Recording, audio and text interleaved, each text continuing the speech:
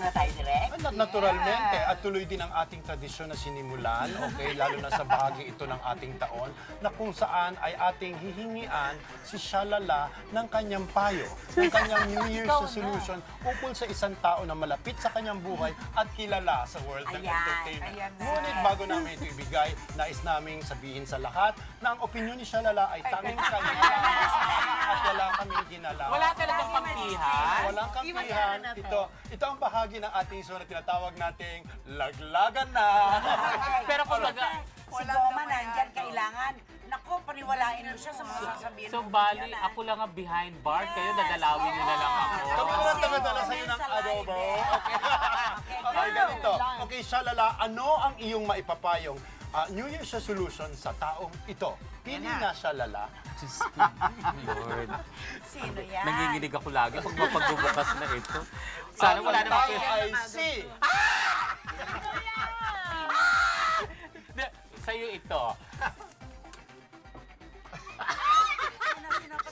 Sino? Wag mo pakit. Eh, paano mo siyang papayuhan? Ay, Nana! Ay, sandali. Pwede bang manghimasok? Eh, ikaw ang dapat na magpayo din.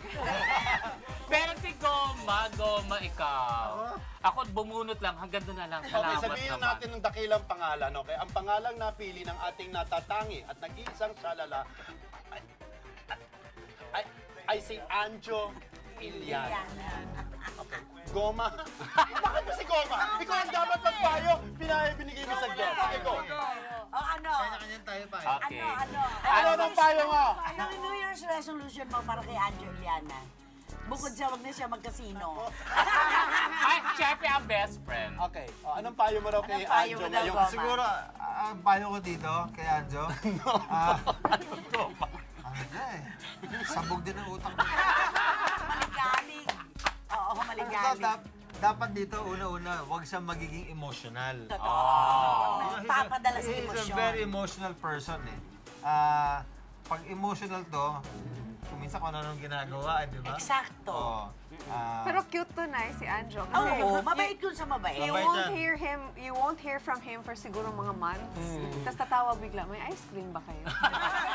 Or may steak ba kayo? Tapos dadaan sa bahay. Ang gusto ko lang kay Anjo, I just want him to live a happy life. Yes. Lalo na ngayon na ang gaganda ng mga anak niya, lalaki na Ay, ng oo. mga anak niya, di ba? Yung focus, ano, Oo. yun ang hindi niya nakilala sa dictionary, ano. Ito, matagal ko nang gusto itanong kay Goma. Matagal naman magkaibigan kami ni Goma eh. Sang-ayon ka ba sa kanyang pagbabalik sa politika? Alam mo, si Anjo kasi parang ako rin to, padaling sa politika eh. Oo nga eh. Parang Pigilan. parang hindi mo kami mapigilan eh. Hindi ko talaga alam kung Direct, bakit. para Pero, daw showbiz din daw, politika. Kapag nasausaw mo na isang paa mo, isasama mo na yung kabila. Di ba nga kinakwento ko sa'yo kanina, kinakambisi pa akong komandidato sa District 3 ng Quezon City. Sabi ko, baka yung sarili kong mate, hindi ako iboto doon. you know, it's very, District. it's very humble for Anjo to run for as a councilor. Na nag-vice Kasi na siya. nag-vice mayor na siya. Diba? Tsaka matulungin naman kasi talaga. Hindi, at saka nasubaybayan ko ang kanyang pangangampanya sa loob ng 3 magkakaibang eleksyon.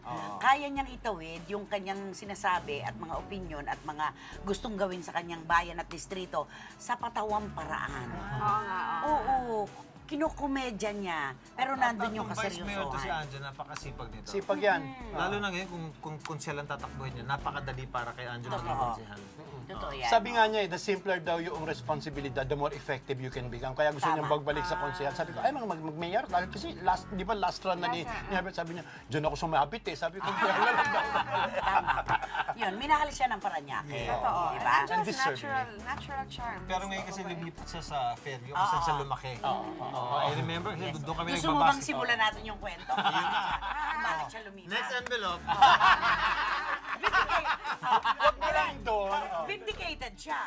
Yung dahilan kung bakit siya lumipat ng Paranaque, ang vindikasyon lumabas na ngayon. Ano siya? Bakit? Yun na. Teka, sandali. Ayan, siya ba to? Oo. Oh my- Ay, siya ba yan? Oh my. Hindi. Ano, may katanungan ka pa, dakilang Shalala. Wala na. Wala na. Okay na. Mahirap na Okay magtanong. na. Save na, save na. Andito si best friend. Ayan na. bago tayo magtapos, may repeat ang Father and Sons bukas ng Ay, gabi. pwede. Sabado ng gabi, Zirko Tomas Murato with Daddy Jojo, Vin and Aljon And Abrenica. ang balita ko, after 2 days, repeat na naman. di ba? Campus tour na kami. May Telenovela? campus May tour campus kayo. tour na? Direk, pasensya ka na, ando naman ang mag-asawa nung gabi. Ayoko Ay, namang magaling siya maglibang. talaga, direct. Oo. Ano tawagan yun? Puno naman ang Zirko. Si Alala, pag ako nilaglag kita, hindi ka na makababa. Ano tawagan niyo ni Daddy Jojo, bakit? Daddy talaga? tuloy. Sa tawag niyo yung mami. Sige. Ay, wala ka. Oras na naman po ang gaganagdahan, mga kapatid. Bukas pa magsama-sama tayong muli sa pinakamalalaking kwentong showbiz. Magsama-sama po tayo sa mas pinainit na Sabado ng umaga. Ito po ang latest. Maraming salamat.